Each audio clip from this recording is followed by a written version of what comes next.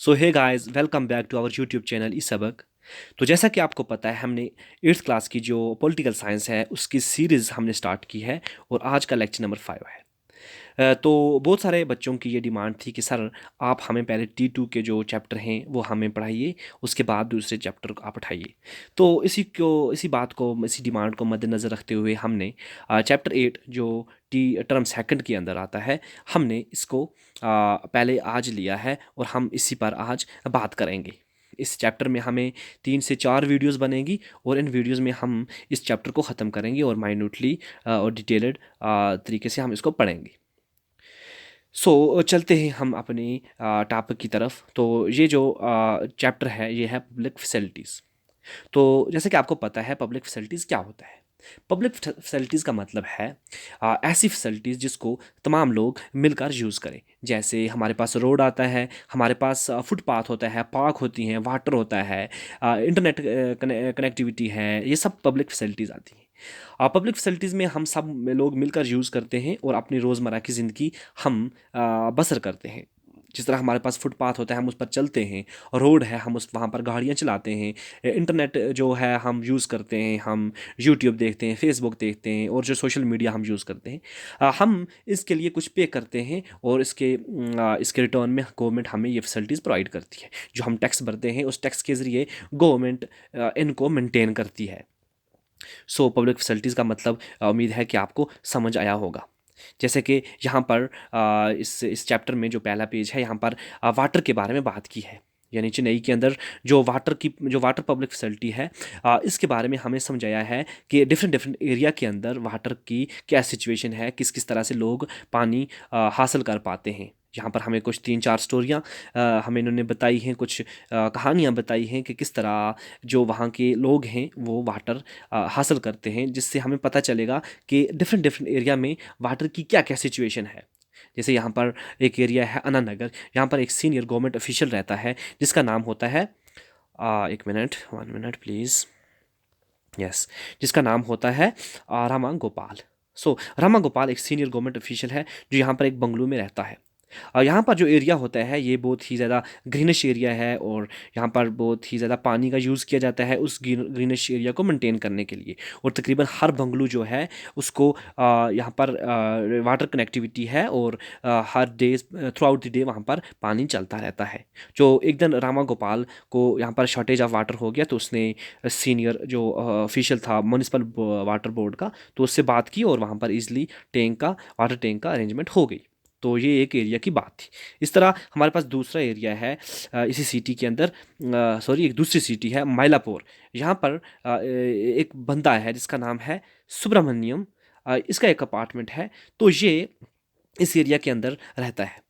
यहाँ पर वाटर की बहुत ज़्यादा शॉर्टेज है। यहाँ पर म्यूनिसिपल जो वाटर है वो वंस इन ए डे यहाँ पर आता है, यानी दिन में एक ही बार यहाँ पर म्यूनिसिपल वाटर पहुँचता है। और जो आम लोग हैं, जो आम कॉमन रेजिडेंट हैं यहाँ के, वो एक प्राइवेट बोरवेल जिसको एक प्राइवेट पर्सन होल्ड करता है, वहाँ से वो पानी खरीदते हैं और अपनी नीड को पूरी करते हैं।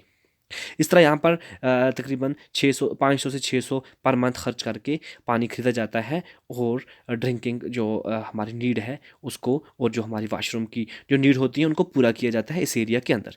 इस तरह एक और एरिया है यहाँ पर जिसका नाम है मदी पक्कम, जहाँ पर एक पर्सन जिसका नाम शिवा है वो एक रेंटेड फ्लोर में रहता है, रेंटेड हाउस में रहता है।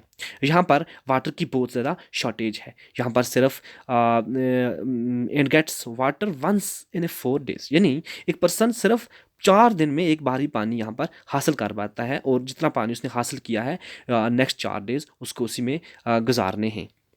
यहाँ पर वाटर की बहुत ज़्यादा ये शॉर्टेज है, इसलिए जो यहाँ पर ये शिवा जो पर्सन है जो रेंटेड फ्लोर में रहता है, ये अपनी फैमिली को यहाँ पर नहीं लाता है क्योंकि यहाँ पर ड्रिंकिंग फैसिलिटी नहीं है। और शिवा जो है ये बोटल्ड वाटर यहाँ पर लाता है बाइस करके, यानी खरीद कर जो पानी की बोतलें हैं वो लाता है और अपनी नीड को पूरी करता है।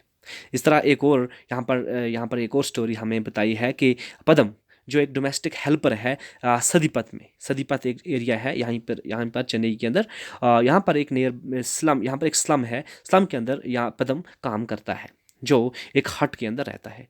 यहाँ पर जो टैप कनेक्शन है वो ना होने के बराबर है। यानी ना नहीं है यहाँ पर, ना ही यहाँ पर बाथरूम की फैसिलिटी है, ना ही यहाँ पर टैप कनेक्शन की फैसिलिटी है। यहाँ पर फॉर 30 सच हट minute there is a common tap at the corner, यानी 30 हट मिनट्स के लिए, 30 हट मिनट्स के लिए यहाँ पर सिर्फ एक ही जो टैप कनेक्शन है कॉर्नर के ऊपर, in which water come from a borewell for 20 minute twice daily, यानी हर दिन 2 बार ही 20 मिनट के लिए यहाँ पर बोरवेल से पानी आता है और लोग जो है अपनी बकेट्स लेकर वहाँ पर जाते हैं और पानी को अपनी बकेट्स में भरते हैं। यहाँ पर वॉशिंग फैसिलिटी, ड्रिंकिंग फैसिलिटी पूरी होती है इसी पानी से, और समर में पानी कुछ कम होता है, लेकिन लोग बहुत ज़्यादा वेट करते हैं, लॉन्ग वेट करते हैं वाटर टैंकर के ऊपर। तो ये स्टोरी थी यहाँ की, यहाँ के पानी की, कि किस तरह लोग यहाँ पर पानी हासिल करते हैं। अब अपनी जो हम आगे बढ़ते हुए हम पढ़ेंगे कि जो वाटर है क्या ये एक फंडामेंटल राइट है। अगर हमने पिछले चैप्टर पढ़े होते तो आपको पता होता कि फंडामेंटल राइट क्या होते हैं, लेकिन अभी हमने अपने जो चैप्टर नंबर 9 है उसको हमने शुरू किया। जब हम वो पढ़ेंगे, पिछले चैप्टर पढ़ेंगे, तो आपको फंडामेंटल राइट पता चलेगा कि फंडामेंटल राइट एक्चुअली होता क्या है। फंडामेंटल राइट को मैं आपको बता दूं कि फंडामेंटल राइट एक बुनियादी हुकूक होते हैं जो एक इंसान के बुनियादी हुकूक हैं जो जिनके बगैर वो इंसान जी नहीं पाएगा, यानी वो ज़िंदा नहीं रह सकता इन हुकूक को अगर वो हासिल ना कर पाए।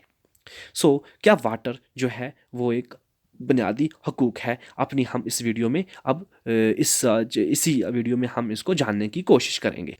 जैसा कि आपको पता है, जो वाटर है ये हमारी हेल्थ के लिए एसेंशियल है, हमारी लाइफ के लिए एसेंशियल है। ये सिर्फ वाटर, हमें डेली वाटर मिलना ही सिर्फ इम्पॉर्टेंट नहीं है, बल्कि हमें सेफ़ ड्रिंकिंग वाटर का मिलना इम्पॉर्टेंट है, क्योंकि सेफ़ ड्रिंकिंग वाटर जो है हमें डिज़ीज़ से बचाता है। और जो डिफरेंट डिज़ीज़ होती हैं वाटर के ज़रिए, जो वाटर के ज़रिए, उनसे हमें सेफ़ वाटर हमें बचाएगा। जैसे कि एक रिपोर्ट के मुताबिक और 1600 जो लोग हैं इंडिया के अंदर, जिनमें जो 5 साल से छोटे बच्चे शामिल हैं, वो हर दिन मरते हैं वाटर रिलेटेड डिजीज़ से, जिनमें diarrhoea, dysentery, cholera common disease पाई जाती हैं। इसलिए सेफ़ ड्रिंकिंग वाटर हम का एक्सेस होना हर इंसान के लिए ज़रूरी है। तो इसी चीज़ को मद्देनज़र रखते हुए हमारी इंडियन कॉन्स्टिट्यूशन ने वाटर को राइट टू वाटर को as a fundamental right recognise किया, यानी वाटर को as a fundamental right under article 21 के अंदर रिकोगनाइज़ किया। यानी हर पर्सन, चाहे वो गरीब है चाहे वो अमीर है, यानी हर पर्सन चाहे वो गरीब है चाहे वो अमीर है, उसको राइट टू वाटर होना चाहिए, यानी राइट टू सफिशेंट वाटर होना चाहिए। जितना वो अफोर्ड कर सकता है उसको हर दिन इतना पानी का मिलना ज़रूरी है। तो इस चीज़ को हम अगर देखें तो वाटर जो है हमारा एक फंडामेंटल राइट है। हमारे सुप्रीम कोर्ट ने और हाई कोर्ट ने डिफरेंट केसेस के अंदर वाटर को as a fundamental right declare किया है। रिसेंटली अगर हम बात करें 2007 की, तो आंध्र प्रदेश हाई कोर्ट के अंदर एक केस आता है, जिस केस के अंदर एक महबूबा नगर डिस्ट्रिक्ट जो है, यहाँ के विलेजर्स ने एक एप्लीकेशन लिखी थी हाई कोर्ट को कि यहाँ पर जो एक टेक्सटाइल कंपनी है वो अपना जो पॉइजनियस केमिकल्स हैं वो एक नियर बाई स्ट्रीम के अंदर, यानी एक जो नाला है उसके अंदर डिस्चार्ज करती है, जिसकी वजह से जो ग्राउंड वाटर है वो कंटेमिनेट होता है, यानी गंदा हो रहा है।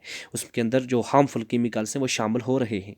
तो वहाँ का जो डिस्ट्रिक्ट जो जज थे, उन्होंने डायरेक्ट किया, यानी उन्होंने एक ऑर्डर किया महबूबा नगर के डिस्ट्रिक्ट कंट्रोलर से कि वहाँ पर हर पर्सन को 25 लीटर वाटर का सप्लाई किया जाए। तो स्टूडेंट्स, आपने जाना कि वाटर किस तरह एक फंडामेंटल राइट है हमारा, और हर पर्सन का यहाँ पर हर पर्सन को एक इक्विटेबल वाटर का होना लाजमी है और ज़रूरी है। तो इस वीडियो में हम इतना ही जानेंगे और अपनी नेक्स्ट वीडियो में हम और मज़ीद जानने की कोशिश करेंगे।